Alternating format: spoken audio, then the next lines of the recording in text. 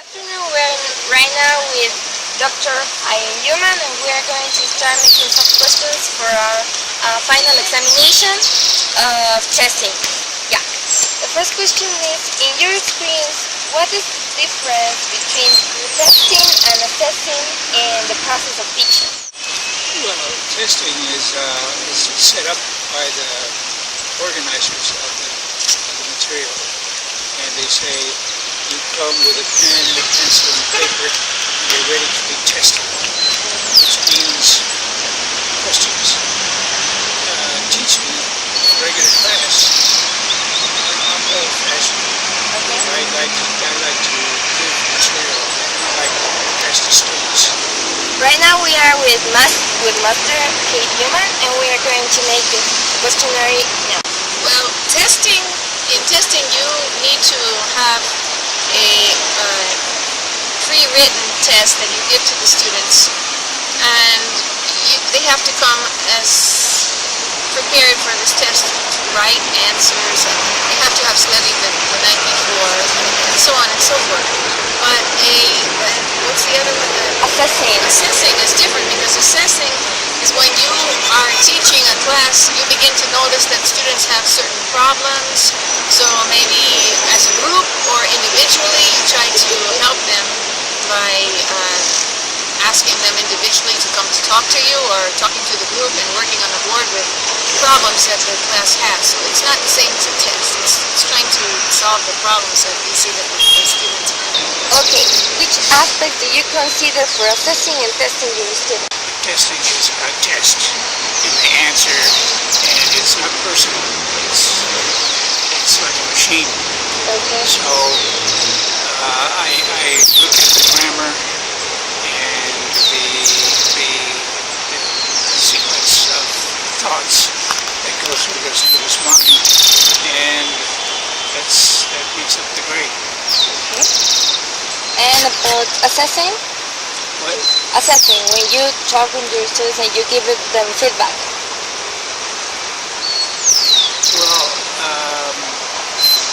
if they come and they want to know why they got a certain grade, I'm ready to answer. I'm ready to say, look, you made a mistake here, you made a mistake there, and I don't see why you're upset about it.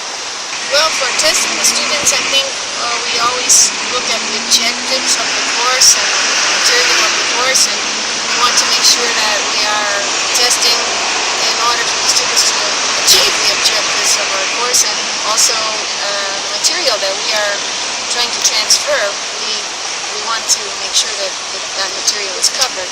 And for assessing, it is completely different, because it can be something new every time, just problems, as I said, that the students seem to be having, and that the teacher has to work with each group individually differently from other groups, because no two groups are the same as far as that is.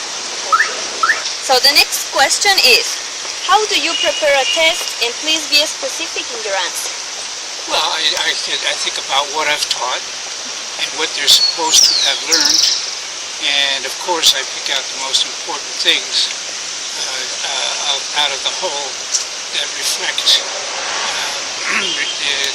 the idea of a test is to see how much the student has absorbed of what he has been taught, or she. And so the best test is the test that concentrates on what has been taught. Well, if it's a midterm test in the University of Cuenca, it's usually just written.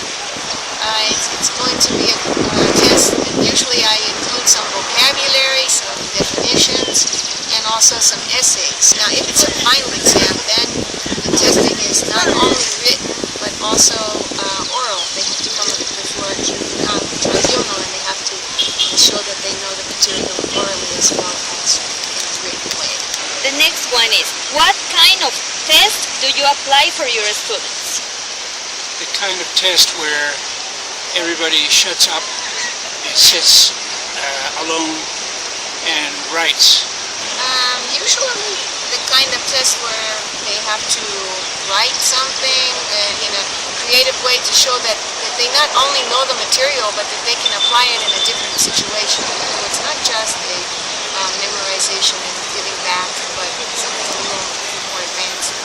What do you prefer, objective or subjective test? Subjective. Why? Because a subjective test allows the student to put his personality into the test. An objective test is nowhere. It's just it's possible for the student to learn certain answers and write those answers. Subjective test, a person has to become himself or herself. Yeah. Usually subjective, but there could be objective elements in the test. For example, vocabulary, they have to memorize and definitions of vocabulary, so that's objective. But the essays would definitely be subjective. When you prepare a test, which skill do you emphasize on? Please be specific. Well, first of all, the memory, of course. I have to make a question that tests the memory of the student to see if it went in, if the material went in. So that's the most important fact, is to give a wide range question that tests important points for each question. If it's a midterm test, I'm definitely thinking about reading and comprehension and writing. But if it's a final exam, I'm considering all four of the skills, reading, writing, listening, and speaking. So it depends what kind of test I'm giving. Do you use rubrics to evaluate your students? Yeah, well, that's all more or less included in the test. Like if the student doesn't understand the question, normally I try to make the question universal so that he will understand it, or she. But if the student doesn't understand, well, that's usually the student's fault. I guess all teachers have their standards, their rubrics, and they expect the class to be at a pretty high level depending on what course they're teaching. So I suppose that with beginners you would have rubrics that were a little bit more flexible, with intermediate a little stricter, and for the more advanced students you would expect quite a bit from the students. What is your opinion about pop quizzes? I've never given a pop quiz, and I never will, because it takes away from the class time. The class time for me is important because it's time for the teacher to transmit what he knows and what he thinks about to the students, and to test that during the time that's supposed to be for learning. For me, it's nowhere. I've never given a pop quiz. I don't really like them that much. I don't use them that much, but I could consider in a certain case, supposing a teacher has a class and the students are not coming to class and they're not paying attention when they do come and they're a little disruptive. I think sometimes a pop quiz can snap the students into shape, and they can say, the teacher might test us at any minute, at any day, and therefore maybe we should pay more attention. That's the only use for that. But if the class is disciplined and working, I don't really see the reason for a pop quiz. Thank you very much. Now we are going to talk about Dr. Yuma. We already know that he accepted that he is an old-fashioned teacher, so we are going to point out a lot of things about really that. And also about teaching and assessing, he wasn't so clear about the terms. He was asking us, he had to ask it before, and he accepted that he has different ways of learning than nowadays people. He's already retired, so for the reason it's reasonable that he has changed. The aspects that he considered evaluating are a few ones.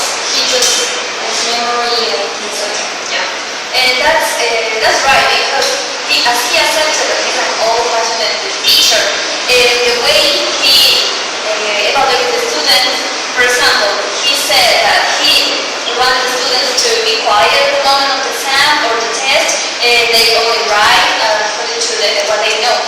But it is important because he evaluates the students according to their knowledge, how they learn so that's important. And he also said that he likes subjective tests, and I think it's a bit contradictory because he says he likes subjective tests evaluates in an old-fashioned way. So Okay, about skills, he said that the most important thing for him is just memorization. It's not any skill, so it's like a negative fact of the kind of evaluation that he did. About when he's in an oral examination about rubrics, he doesn't apply any rubric. He said just the most important thing is like if he asks something, he wants the person understand what he said. If the person didn't understand, so that's all. Like consider there is no opportunities. About pop quizzes, he said he didn't apply pop quizzes, and also he doesn't like that kind of quizzes. Yes. and that's it. About Masaki Yuma, we can notice that she has actually a more contemporary idea about education. She already know about the difference between testing and processing and process of learning, and she likes more like the participation of the students in class. She's like, I know that she has been working with the government in the past, but she has been changing her levels within the past of the time.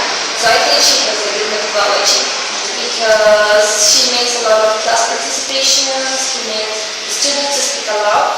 She tries to focus in different kind of skills depending on what is needed. And also she likes the student to learn.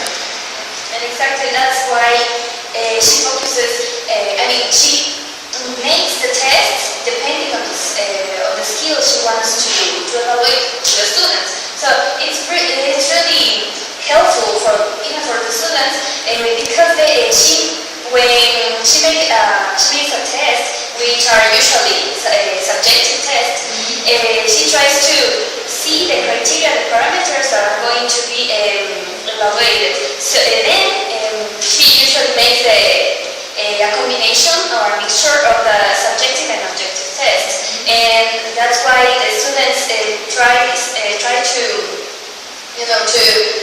learn more because of the methodology she chooses. Yes. About the skills, she said it depends on which exam is going to apply. For example, the midterm exam, she used to emphasize in reading communication and writing skills. And for final examination, she used to emphasize all core skills because she said it's important for her to know about how the students learn and how they speak and something about their skills. About rules, she uses rules. And for quizzes, she said she doesn't like a lot of quizzes, but it's important when students don't pay attention, so she tends to use this kind of quizzes in order to get the students' attention. Yes. A ver, no sé qué pasó. No, espera, está... The second question is, which aspect do you consider for assessing and testing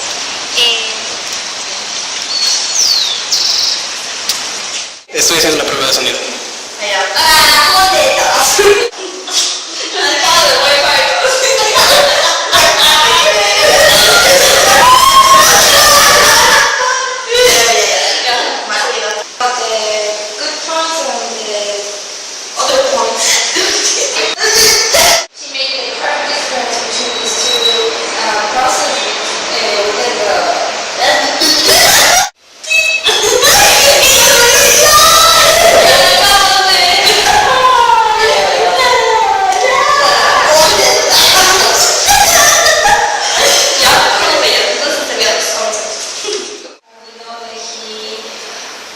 Tries a lot of